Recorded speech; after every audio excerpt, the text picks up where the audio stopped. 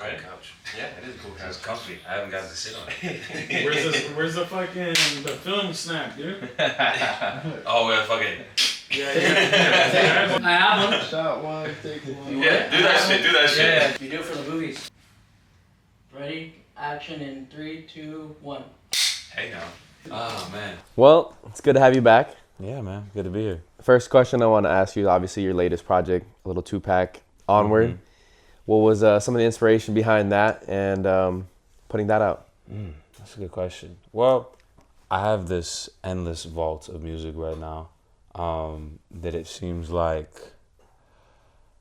I just gotta find a way to sift through, and I think it's about just kind of finding what fits together as I can go through and be releasing things. Both those songs, shit, I've had them done for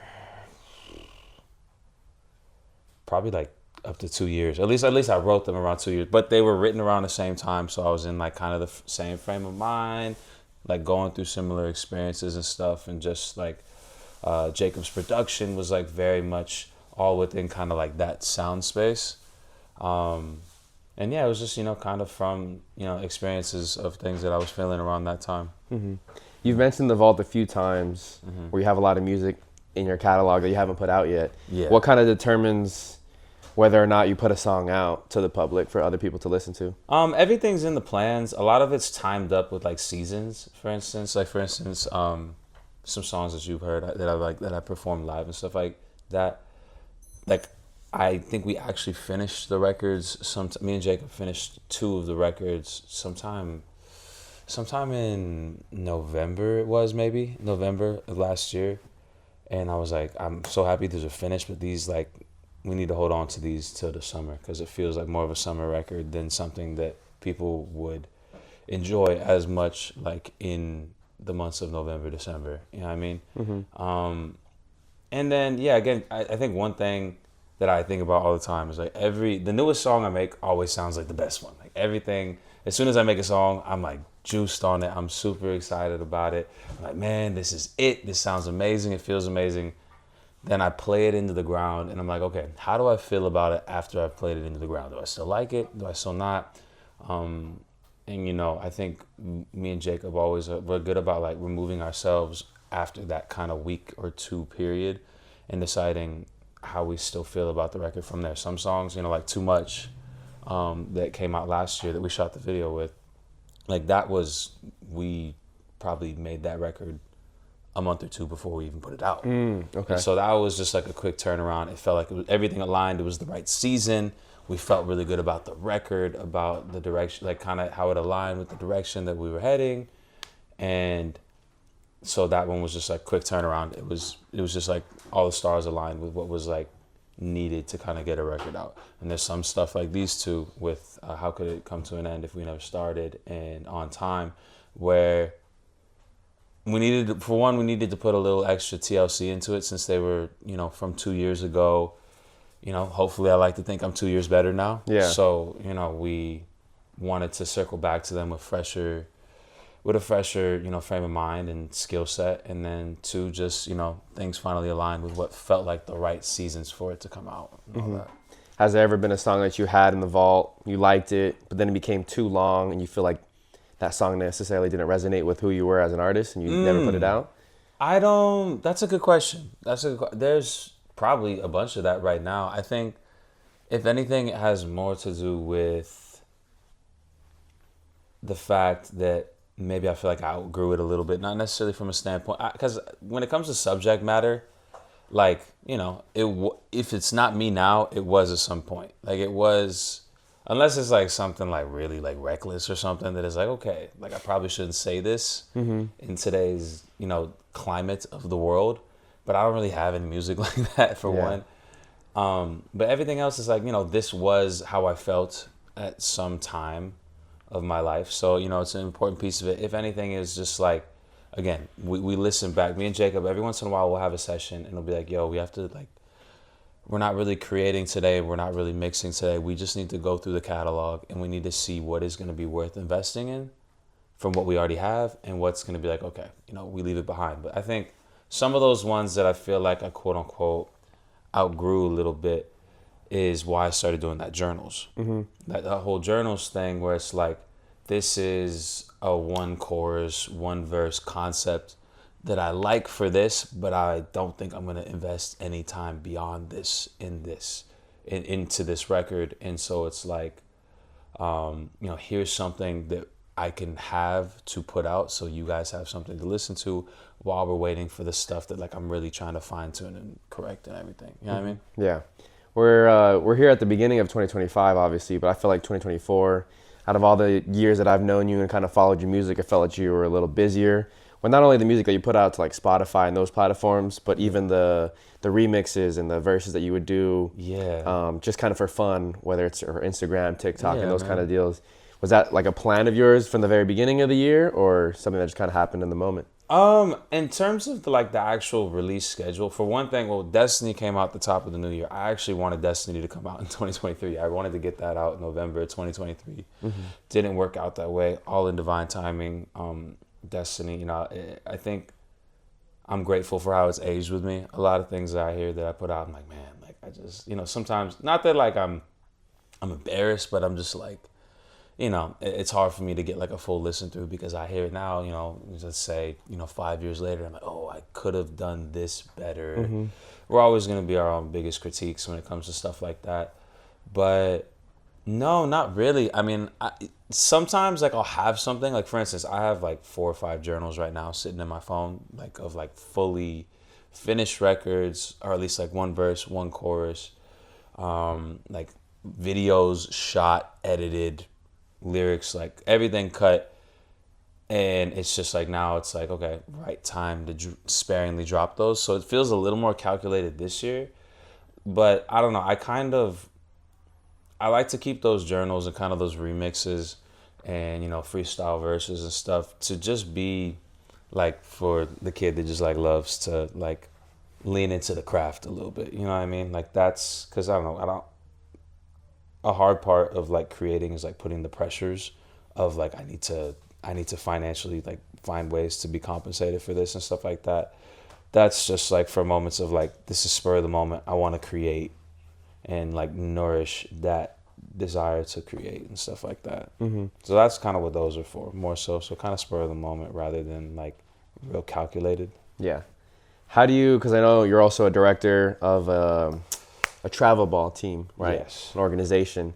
And I know you stay very busy with that, weeknights and everything, right? So how do you juggle between that? Like that's actually like what helps you with your income versus something like music, something on the side creatively. How do you juggle and make sure there's a balance between the two? Yeah, it's tough. I think balance is a tough word to really use when it comes to that, because it's, obviously you got to pay the bills, and you got to pay the bills. You got to be able to feed your creative passions that you hope, to inevitably pay your bills at some point. But shit, I mean, I find my windows where I can. To like, I really just, I guess, have hardly any like real downtime where like I just chill and do nothing. Like there's always something I'm doing, even if like I don't know, to give you an example, like I don't watch news shows. Like I have to watch, I'll throw something on in the background that I've seen and I know what's going on without looking at the TV, so I can work on something else like while I'm doing that. It's really the whole concept of like that, you're 9 to 5 and then you're 6 to 9 type thing when you get home. But no, I mean, I have with Magic, the basketball academy, I have a great look with them. I have a lot of, I'm fortunate to be in a space where like I have a lot of freedom within that job, with my time and just trust to like, so long as I get my job done, there's really not many questions asked. Yeah. And, fortunately speaking, I get my job done and I do it, pretty well for the most part. So I haven't really run into too many issues of like balancing things. And I don't know, I don't like to make excuses. Like if something needs to get done with the music or like with the day job or anything, like I'm gonna find the time for it. You know what I mean? Like I'm not, like if it means I gotta sacrifice more with the social life, I gotta sacrifice more with the social life. If it means I gotta sacrifice more with, everything pretty much outside of like my fitness. Like I like just like taking care of my body, but other than that, like I'm really willing to sacrifice sleep sacrifice like social life. I'm fortunate that, like, for instance, last night I was out at an event that was it was like a benefit concert that I was like maybe gonna go to, but then Wasil, the guy who put it all together, he like personally hit me up, was like, yo, I'd really like it if you could come, like I got you guest lists and all this shit, which was dope. I love that. Definitely prefer that type when I'm out. But it was just, I'm meeting a lot of important people while I'm out, producers, and it was sharing a section with like Buddy, Samarson, Saba, like those kinds of people right now, where like you run, like I'll go out and like that's kind of like a combination of like this is good for me musically, and it's also social. So I kind of kill two birds with one stone with stuff like that. Makes sense. Yeah, I'm the same way. Definitely, especially with doing like the fundamental fives. Yeah, I like to see if I can catch an artist, and then after the show, before the show, at some point, try to record some content too, and 1000%. Yeah, you're good about that. You're good about that. But I feel like that's the way to be right now, because you can kind of like get the best of both worlds with it. Both worlds with it. Do you ever feel, so just like to share a little bit about me, right? Yeah. I've been coaching, right? And while I coach football during the football season, in the off season, there's always stuff going on, right? Every sport I feel like is year round now with the different travel ball teams and and stuff like that. But around this time last year, I was feeling like extremely burnt out, and that's why I'm not coaching baseball this spring season. I'm not coaching any 7-on-7 football this off season. I realized that. Now I think about it. I've been. Do you ever feel those the creeping up of burnt outness? I don't know if the right word for that, but for the music, just in both, because I felt like I was just doing too much. It wasn't necessarily, I love football, I love sports in general, even baseball too. Yeah. But it was just so overwhelming between, those jobs, right? The actual I'm a substitute teacher during the day, which pays my bills, and then I'm also doing stuff for Santa Ana College. When you have multiple streams of income like that, it adds up. I get what you're saying. Yeah. I guess sometimes I get a little impatient. I'm human, but I don't know. I'm just like I'm such a firm believer, at least when it comes to the music. When it comes to the music, I'm such a firm believer in just the concept of like, I do everything within my power and my control. Like I go to bed just about every single night saying like, I did everything that was in my control today that I could have done to help myself.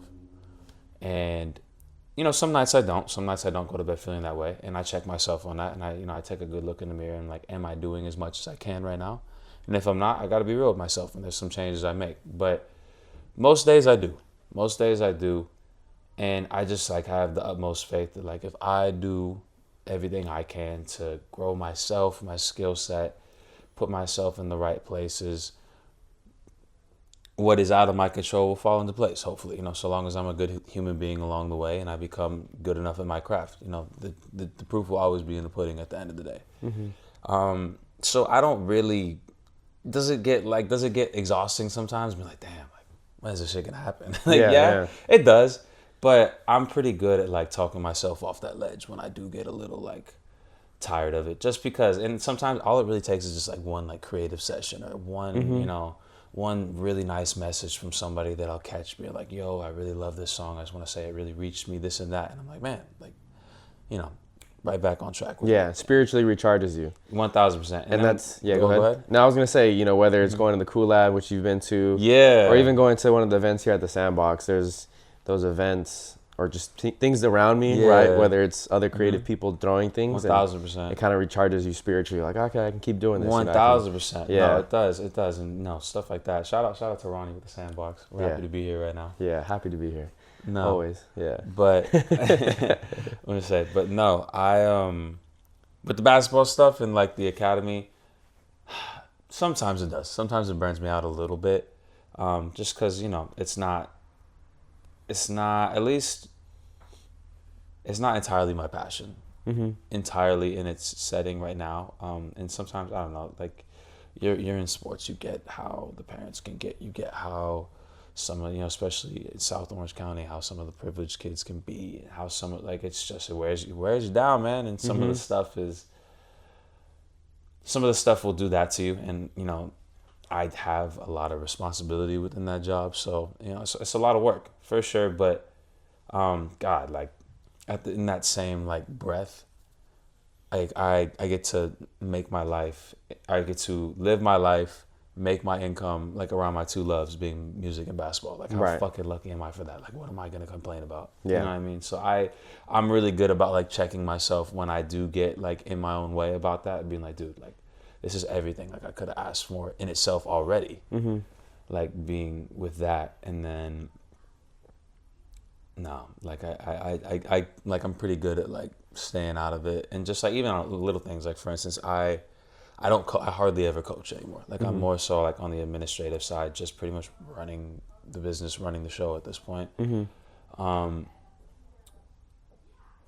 But like we had a coach drop out, and I needed to step in and coach like this 5th and 6th grade girls team, or else like things were gonna go to shit. Right. If I didn't step in, and like I've only been really like stepping in and like taking control and coaching this team for the past like 2 weeks or so, but I've loved it. Like the girls, they're so responsive. Like they're so coachable. Yeah. They're good friends with each other. They play hard. Like I love seeing like them. You know, it's just like one of those things that like again, like going back to like kind of that spiritual recharge. Like for me, it was a spiritual recharge in that, because like I do like I love being around the game. I do love coaching. I do love making a positive impact on the kids, and like just like seeing them feel good about like what they're doing. We had a game on Saturday, and like we won, and they were so excited, jumping up and down. Yeah. And I was like, man, like I'm glad they had so much fun, stuff like that. Yeah. So, I don't know if it's a grass is the greener on the other side thing, but because I'm coaching at the high school football and baseball the past couple of years. yeah. And I get to a chance to meet other, the students that are on the women's side or the girls' side playing sports. And I'm just like, damn, like, again, this is just a small, right? I only see a small world of them. But sometimes I'm just like, damn, like coaching a girls' sport would be not easier, but it feels it would be like a little bit more rewarding. You don't get the egos and the machismo and whatever the stuff that the boys are dealing with. I'm sure, I mean, there's it's both. Yeah, there's pros and cons to both. There's pros and cons. Like I think it is that grass is greener type thing, because there was, we have like I think for me personally, that 5th and 6th grade group, I was talking about this. I think 5th and 6th grade for sports is like the most enjoyable age for me personally to coach, because they're like intelligent enough to digest concepts at that point and like digest what you're saying, how you're teaching things, like, and apply them, execute them. But they're not too cool to not listen yet. Yeah. You know what I mean? Like once they get in middle school, they start getting too cool to care. Yeah. Shit don't stink. When they're 3rd and 4th graders and like lower, they're sweet and they're fun and they have energy, but they can't all the way digest concepts quite yet to where like you really can like teach. 5th and 6th grade has been that. Like and to go back to the girls, like we have other age groups of just girls that are a little more trouble. So right. It's both, and like even just hearing from people who have coached at the collegiate level of girls sports, like there's the pros and cons that come with it. I'm sure. I even talked to my dad about it, like, cause he coached girls for a minute. Did he? He did, and he was like, he's like, I loved it in some instances, but then there's some parts that are hard. Right. So it's pros and cons, like you said. Yeah. So now that you're in coaching, if we can switch gears to a little bit of basketball, because I always hear, and it's not just basketball, but it's every sport, right? That this generation, it's messed up. We always hear that in different podcasts. So I'm going to ask you a different type of question. Okay. If you could pull like a positive from this younger generation and travel ball, and because we always hear so much negative, and I'll give you some time as I try and word this question, but it just always feels like every time I open up Twitter or any sort of social media, it feels like people are negatively bashing the current state of youth sports, travel sports. But is there any positive that you see in the position that you're in and how much you've been around in the past couple of years? I think the positive that I can think of is that it's getting to a point where people are starting to realize how ridiculous it is. Okay. And things are, in my opinion, gonna start shifting back a little bit. Okay. Parents are gonna start teaching their kids to be a little more resilient again. Coaches, like, I don't know, there's a guy that I know that's a family friend. His name is Charlie Torres. Shout out Charlie Torres if you ever see this. My guy Chuck. Chuck he's been a pro trainer for probably 10, 15 years at this point, maybe more than that. Great college career. He played at La Mirada, so that's why he has the connection with my dad. Him and my dad, and then he played at Compton and he played in the Air Force. guy could go. Great player. But he's a trainer for he trains Clay, Aaron Gordon, Stanley Johnson, a bunch of those kind of like SoCal guys that were or California. I know Aaron Gordon's a NorCal guy, but and more. And I know I think like Ben Mathurin, who's currently on the Pacers, stuff like that, and plenty more names, I'm sure. And he used to coach me and my brother a little bit when we were younger and stuff. And this is like the kind of guy that personally would like benefit from the way the culture is right now, because everybody's willing to pay so much money to have the most exclusive trainers and the most this and that, and like, that sounds cool rather than like actually being good. And he came out and said, in a podcast one time, or I don't know if it was a podcast or it was like a post-game interview or something, where he's like, no, like it's really important for these kids, to face these adversities. If your son or daughter is in a position where they're struggling to get minutes, the first thing that we're teaching these kids right now is get in the portal. Right. Get in the portal and get out. And, in some cases that's the right thing, but a lot of the cases, the best thing for them is to go through that adversity and see how they respond, see who they become in that. Like, and just even speaking from personal experience, dude, like some of the best motivation for me was when I was sitting my ass on the bench, like, and I didn't want to be there anymore. You know what I mean? So, like, I don't think without the experience I had sitting my ass on the bench that I would have became the basketball player I was. Yeah. Actually, without a doubt. And it's like, with that being said, I think that people are starting, because we're coming to see the results of this generation too. And all of a sudden we're seeing kids, there's such a lack of loyalty. There's, between schools, there's such an act to run from the grind a little bit, right, and run from the adversity rather than just sinking your teeth in. I think if that's the expression, I don't think sinking your teeth in is the right expression. Digging your teeth in? Digging your toes in. Digging your toes in. Okay. Digging your toes in, not sinking your teeth in. Like digging your toes in and just fucking working. Like making like not like looking for a grass is greener type situation. Making with what you got and doing everything within your control type thing. So I think it's going to potentially shift more to that. At least, I know that the space that I'm in right now, we're definitely, encouraging that. So it's good. Yeah. And, I've coached high school football the past 4 or 5 years now. And there's so many players that I see that go to a different high school all 4 years of their career. And that's crazy. In the past couple seasons, we've had a few instances where players kind of just leave all of a sudden. And my initial reaction, I think a lot of the coaches' initial reaction is like, what the hell? Like, this is... Yeah. It's almost... it leaves a little salt in your mouth, right? You're salty. Yeah. You almost feel disrespected. How could somebody do like this, something like this? Yeah. I after sometimes thinking about it for a little bit longer, I think back when I was a high school athlete, I wasn't projected to play a lot until my senior year. I went to Villa Park, pretty good football program. You guys have a good program. Yeah, and so I remember my junior year, me and some buddies at the time were thinking about, again, it was just thoughts. I don't think if I ever even pitched it to my parents, they'd probably say no, because they were that type of parents to be like, nah, stick it out. But I always thought about transferring to El Medina down the street, which I knew was a lesser program. I could probably But you would have gotten more time. Yeah, I would have got more time. But I also feel like I benefited a lot by staying at Villa Park, getting the good coaching, being a part of the good program. And not just even football-wise, I think, the structure of that program helped me as an adult in life. And I could see that now, in my late 20s and 30s now, where I'm just like, oh, shit, like, that was huge. And I want to sometimes tell that to the kids, too, but they're so young, they're so impulsive. Sometimes it's their parents who are also backing their decision to leave. But it's tough because I feel like, we had a couple instances where these kids go to lesser programs so they get more playing time, but it's like, I don't know how much that hurts your development as a human being when you get older. It's hard to measure. Hard to measure. I don't know. Sometimes you just, when it comes down to it, and my dad always says this to a lot of parents. For those who don't know, my dad's a college basketball coach. He said this to a lot of parents that get concerned about stuff like that. Especially when it comes to like visibility of your athlete. Like, if your kid is good enough, somebody will see them. Somebody will see them. Somebody will find them. Like there's, like, I think a prime example of that is like Russell Westbrook. Like Russell Westbrook, he was on no, like he was all mid majors until UCLA last minute offered him. The guy averaged like 7 or 8 points or I want to say it was like in the range of like 7 to 9 points a game at UCLA in his freshman season, and was the fourth or fifth pick in the NBA draft. Right. You know what I mean? Like if you're good enough, they're gonna find you.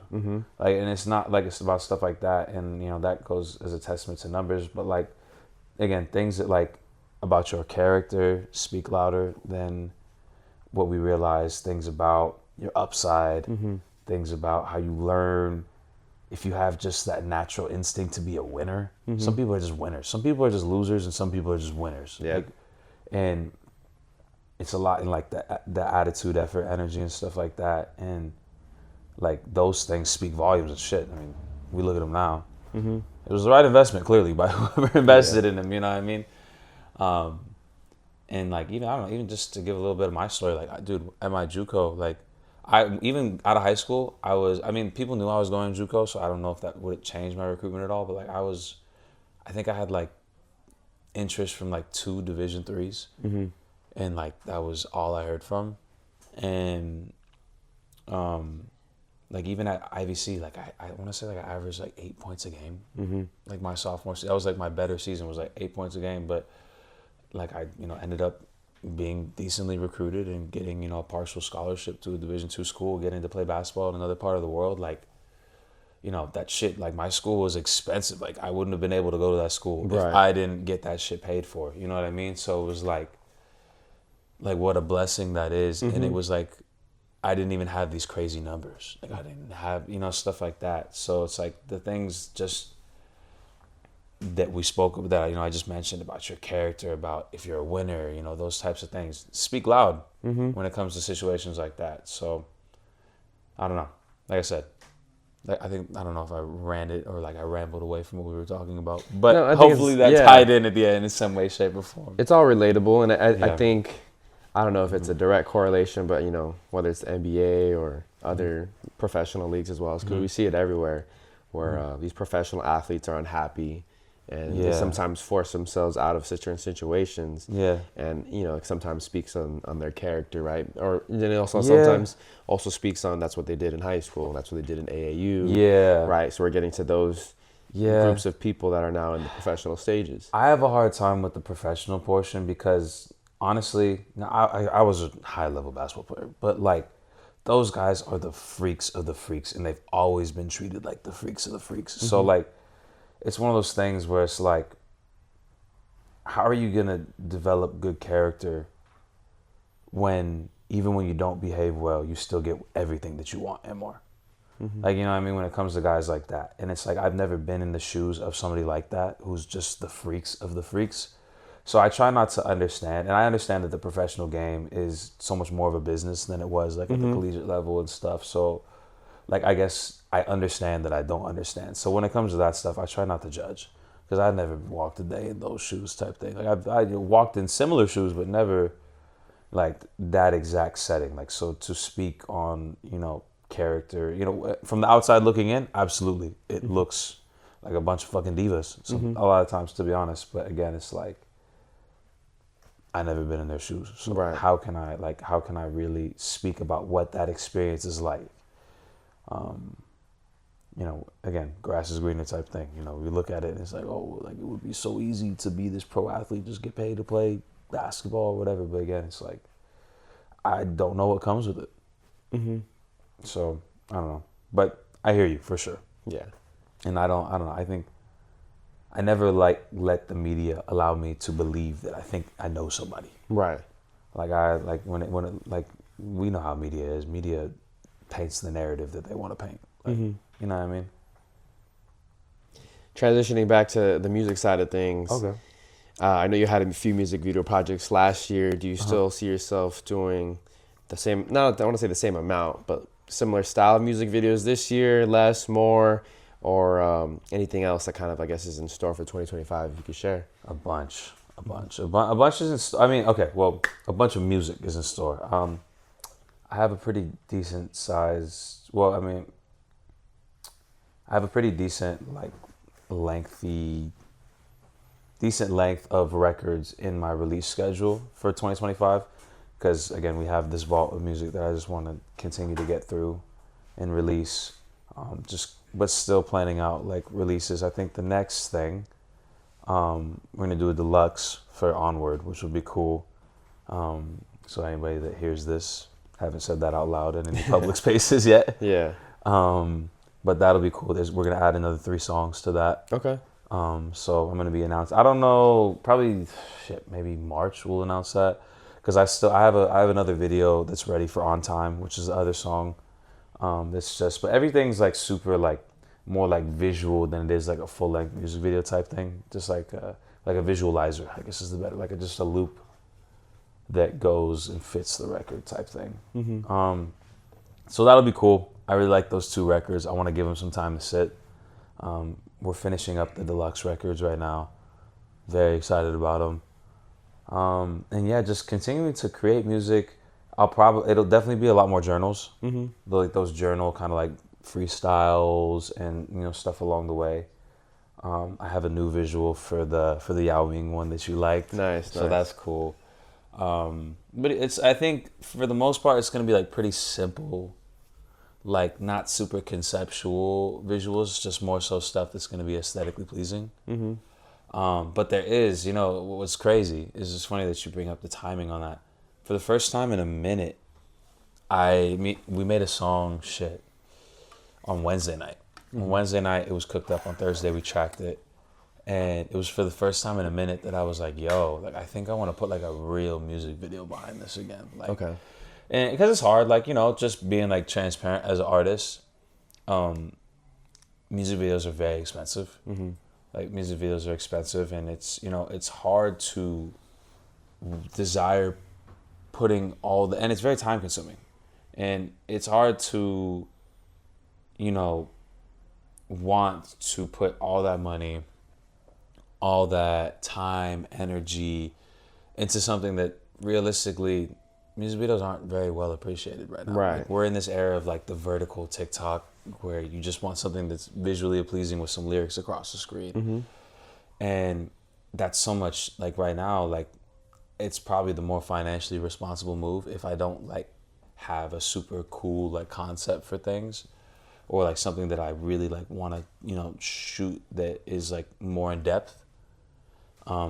So that's kind of the direction I'm gonna go for the most part with everything off top, and it makes sense because again, like I'll post the shorts to YouTube, but for the most part, like everything is vertical with Instagram, Instagram, TikTok, a lot of these platforms like that. So probably more of that.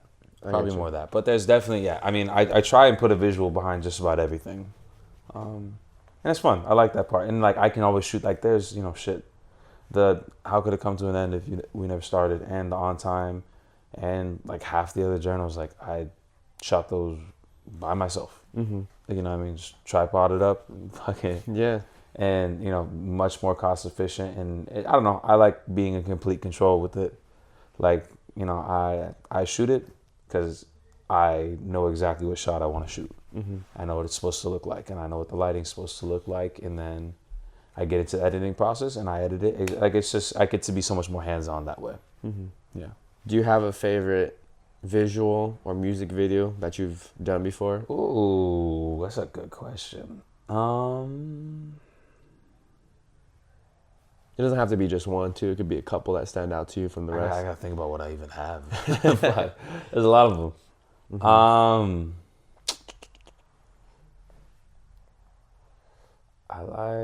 I liked the Intro to You one a lot.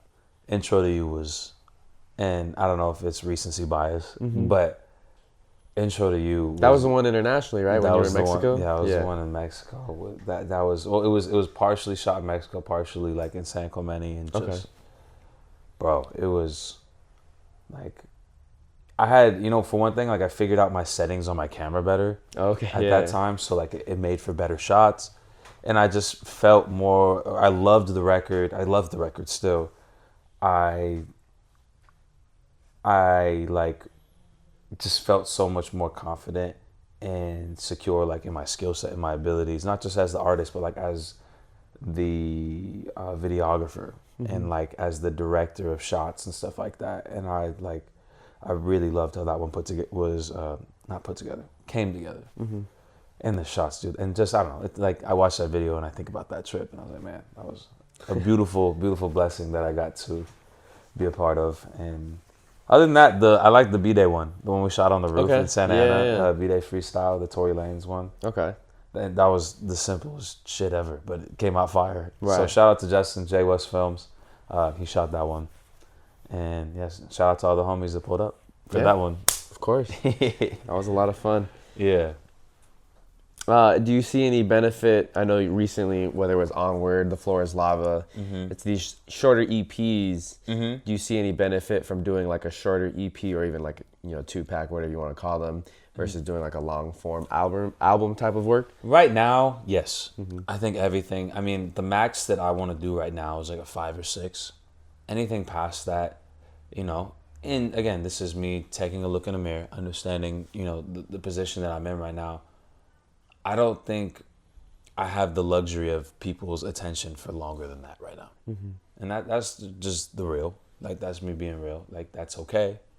I have to earn that trust from them, and that's cool. But, I think it's smarter to kind of stay within that range to where, like, I can kind of get the best of both worlds, where it's like a 3 to 5. I can give a feel for a project, but it's not going to be too long to where it's like, okay, I'm done listening to this. You know what I mean? Like, I'm ready. I got the songs 8, 9, and I was, I get the point. I don't want to do it anymore. You know what I mean? Like, if it, as my following becomes more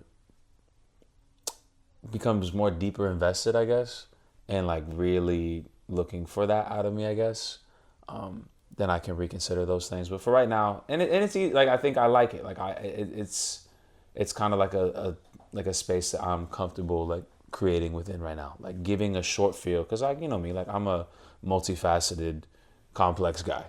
Like I have a bunch of different feelings and different expressions of areas of my life and stuff. So it's easier. I think it's easy for me to like kind of come here, express this feeling, this time of my life, this and that. Come here, express this, and like, oh, okay, well, I had 2 or 3 or 4 of these that were all within this field. How can I make this feel like a cohesive project? Stuff like that. And I think that's the best thing I can do, or the closest thing I can do to like an album right now. Like the furthest I would get is probably Destiny. Destiny is like, I had the most to write about with that. And, we kept it to where it was like, it was still condensed, but it was still like a cover-to-cover completed project. Yeah. What's something you wish, it doesn't have to be just your listeners, but what's something that you wish that more people knew about you? I don't know. I mean, it's just going to sound so stupid. I don't really care like what people know about me that much. Like, you know what I mean? Like I think about like if I didn't like have music to share, like how much of my life I would really share outside of that. Probably not that much. Yeah. Like, I guess I just want people to like know that I'm a good human being. That's about it. Like. I know that like these R&B singers get this rap of like being these playboys and all that, and I'm sure I have my ways of contributing to that image for myself, shall I say? But no, I mean what's more I don't know. I personally and just kind of to go a little deeper, like I find myself a little conflicted in the position of R&B sometimes, or like in the genre of R&B, because we lean into that rap of kind of like being the playboy, like ladies man type vibe, and like again I have that side of myself at times for sure, but like it's not more important than like being a good human being and like sharing good messages and stuff like that, like the stuff like in the Yao Ming type messages and like that those messages are more what I care more about, like being known for and like I guess remembered by. But at the same time, I don't know, like because I say that, and it's like a double-edged sword because like that other side, you know, the more R&B-ish, like is a facet of me that needs to be expressed as well. So, you know, whatever people think of me, you know, whatever they need to know about me is like, as long as the people like close to me know who I am, that's like more important than anything else. Because everything else is just, you know, it's a view from a cheap seat. Mm-hmm. You know what I mean? Is there anything else important to you as an artist? I know we've talked on the side about as far as performing, not necessarily a focus as you're still trying to cultivate your sound and, you know, get more of a following, but you also want to perform with like live band, that kind of stuff. Yeah. So as an artist, it's all good. That's all right. We'll keep going. Yeah. As an artist, what are some other things you're looking to focus on and continue to grow on then if it's not performing? Well, definitely performance. Definitely performance. Like the performance aspect, like you know, I can be real with myself and take a look in the mirror and be like, okay, like I want to have a better presence. I desire to have a better stage presence and stuff like that. And there's like a lot of room for improvement with that. I love playing with the live band. It's difficult to get everybody on the same schedule. But I do love playing with a live band. In terms of like cultivating sounds and stuff like that, it's a work in progress. It's a work in progress. There was the J. Cole podcast or J. Cole audiobook that I'm sure I told you about. I guess I was struggling like a little bit because Jacob is on me in my sessions all the time. Like, dude, like, you know, you do all these different things and that's great that you can do all those different things. But like, what if somebody said, what is Anthony James' sound? What does he do? What would you say? And I struggle to answer that question, honestly, because I'm such like, I love being a versatile creator. So we're really trying to hone in on that sound right now. And there was something to bring it back to that J. Cole audiobook. There was something he was talking about from his session with Pharrell, his first session he ever had with Pharrell. And he was like, yo, like I had questions, like just kind of, you know, was a fanboy a little bit for a second. And like I had questions for him in the studio when we first got there. And I was like, yo, like, how did you how did you come into such an identifiable sound for yourself? Like where people hear that beat and they know it's Pharrell. And me, who's been like racking my brain to try and like find an answer for something like that, he said that Pharrell gave the simplest answer ever. He said I just pick what I like all the time. And it's like, you just pick what you like over and over and over again. And all of a sudden, you have a sound that you've cultivated. And that's identifiable to you. So I'm in the process of that. Like really, every time I go into the studio, like that's what I'm trying to really focus on. Just like, hey, if I like it, I pick that. I choose that. That's me. While still simultaneously trying new things and growing. Finding the balance of that is tricky, really tricky. But nah, man, it's like, to give an example, like that song made on Wednesday night, like I was first listening to it and I was like, I like this, I can do something with it, but I don't know if this fits like what I want for myself. I don't know if we have homies around us, like within the circle of like artists and producers that like somebody else could benefit from this more. So it was one of those ones like in the back of my mind, I was like, okay, like I have some ideas for it. We're going to lay down these ideas and we're going to leave it there. And if we circle back to it, we circle back to it. If not, I don't want to like spend too much more time on it. And like I had like this one moment where something just stuck with it. And I was like, oh shit, this is really good. And so like it ended up being something that I didn't think we were going to invest in more. And then it ended up being something now where I'm like, oh fuck, like we need to put a plan around this at some point because this is really good. Like we're already getting a feature for it. One of the homies from Weapons of Mass Creation. Yeah, we're gonna say, you know, Solly. Solly's gonna rap on that one, which would be dope. Or he said he's down. We'll see. I hope so, because he would body that. Oh, he would body that. So I'm fingers crossed, praying that he will follow through with that, because he would eat that up. Because it's you'll be impressed with this. It's the hook is in Spanish. Oh, okay. Yeah. What? Yeah. So nice. it's and again, you hear that and it's like, whoa, like AJ doesn't do stuff like that really. But I did, and it sounds great. I'll show you the song when we're off air. Okay. But, bro, no. So I'm hoping he comes through with that one. But again, it's one of those ones where I was like, I thought this wasn't gonna fit, and then it ended up. So the beauties of the creative process and all that. Yeah. Is there anything else you're really looking forward to in this year that you have planned? Whether it's a release, performance, a trip, anything else like that might help your creative career? Everything. I'm looking forward to just keeping putting one foot in front of the other, man. Life is good. There's a lot to look forward to. I feel I got my 30th birthday coming up. That's crazy. So I got. Actually, I need to get some ideas from you about how you did it. Okay. I'm gonna take some pages out of your book for sure. Like the trivia. I liked that. Yeah. I liked that, and stuff like that. But I want to make sure. I don't know. Part of me is like, I don't really need to do it that big, but I feel like I'll kick myself later if I don't do it big. So, it's that. I want to make time for a trip. I have a buddy, one of my old teammates from Dominican. He lives in Philly now. Would love to do that. I don't know. I have with the day job, like I have these specific windows of time where like there's a week that I'm strictly remote, week that I'm strictly remote. Like I want to really start taking advantage of those weeks to get out of town. Gotcha. Get a break, do something. So definitely looking forward to doing more of that. And shit.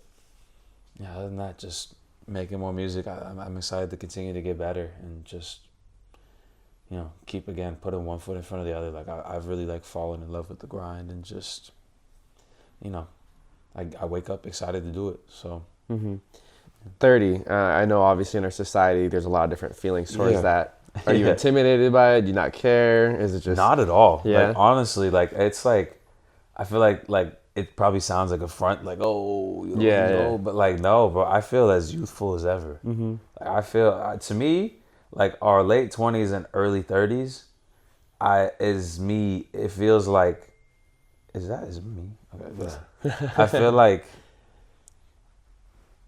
like our late 20s and early 30s are just us, being kids that have more money now. Like I feel like how I feel the same youthfulness that I felt in like my mid early 20s, but I just have more money to do shit that I want to do now. Yeah, which is fire, which is really fire. But nah, man, like I feel great about it, honestly. And I think the gym that I go to, the boxing gym, I'm fortunate to be around like people that are like older than me that still possess such a youthful spirit. Even you look at my mom. Like my mom is like, she's in amazing shape. And I'm not gonna say her age on air. Actually, I don't think she'd want me to do that. But yeah, but like she's in amazing shape, and like she's older than people would think. Like every time I tell people my mom's age, they're like, I don't fucking believe you. Like, there's no way. And so I'm around people like that take care of things that way, and just like I don't know, like I realized that a lot more of like how we age is in our control than we realize. 100%. And like I know that I'm gonna be responsible with that, and I like to take care of myself. I just like being active, and it's like it's therapeutic for me. Like I need that to feel right. Like I need that. I don't know if it's because I've been an athlete my whole life. Like I need that exercise pretty much every single day. If not every single day, at least 6 days a week, like to feel like myself. So I know that that same youthfulness, barring any crazy illness or injury, so knock on wood, knock on wood for that right now. But barring any of that, I know that it's gonna stay within that same thread and same light. So I'm excited. Yeah, that's good. I feel like one, I think you should throw a party. It doesn't matter how big it is, but I think obviously 30 is a pretty big milestone. And two, I'm glad to hear that. I feel like too now. I mean, I've only been 30 for half a year now, so it's not like I've. You're like that meme of Lil Uzi who's like, I don't know, I only been out here 3 days. Yeah, exactly. So it's not like I've been 30 for a long, long time, but similar deals. I think working with teens, working in sports, helped me stay young. I try not to get stressed out about so many little things. Yeah. And like you said, I don't. It's not that I don't feel like a physical difference, because that would be a lie from 25 to 30, right? Yeah. But I almost feel like I can do physically at least 95% of what I could do That's at what I'm saying. 25 Like, because I do take care of myself. We can still go hoop. We can Yeah. still like I don't have the same burst in my first step necessarily. You're right. But I could go still dunk a ball every once in a while when Right. I'm loose. Like I can, you know what I mean? Like Yeah, so I think it's how you carry yourself and it's a mindset. I know people that are even younger than me, but that act a little older, and then I feel Yeah. like because they're acting older, you see it on their body more, and then I think over not saying that they all hate life. I think there's aspects that we all don't like about life, but I think it just wears on them a little bit more, and they come off as older than what their age is. yeah, no, definitely. I hear what you're saying there.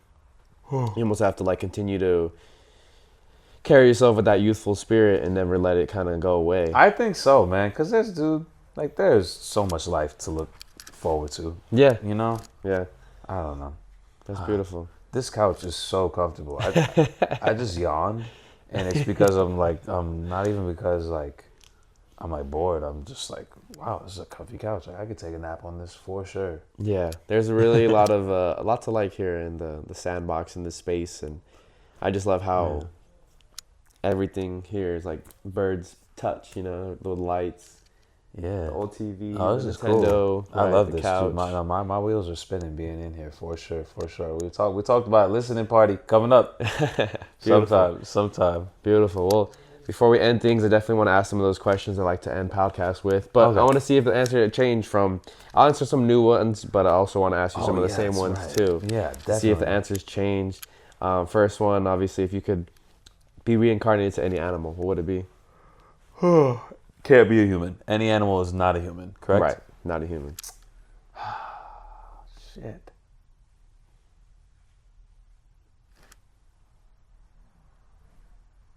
I feel like a dog is like the easiest like cop out answer. Yeah. Because it would be cool to be a dog. Right. But I don't know, like the concept of flying would be lit too. Like something that could fly, like a flying squirrel or something like that would be lit. Okay. Do you have a favorite? I don't want to say city, but like a favorite part of Orange County, Anaheim. Anaheim. Yeah, I mean always. But I really like Anaheim. I really like Santa Ana. Like particularly like in the downtown areas where like I think I appreciate the efforts to where, because obviously they're modernizing and like what's the word they use, gentrifying everything, and we can't like act like that's not happening, but they're still like paying a lot of close attention to like make sure they maintain the culture of like the actual people who are from those communities and stuff. So I love that. I love seeing that. I love being by the beach. Laguna beaches are cool. Yeah. San Clemente Beach is cool. But nah, man. Like Orange County is a dope place, but Anaheim will always obviously like, I know this city like the back of my hand pretty much at this point. So, I think about it like I don't really like I would be down to like go live somewhere like for a little while, but like I don't know, I like being in this community. Like I don't see myself like moving like for an extended period of time other than maybe like when I got the bag, like, and me and my wife moved to like Hawaii or some shit, and like retire there, live a surf lifestyle. You know what I mean? That would be cool. Okay. But, I don't know. Yeah, Anaheim for sure. All right. Let's say you're having a dinner. You can invite 3 guests, dead or alive. Who would you want to come to that dinner? Dead or alive?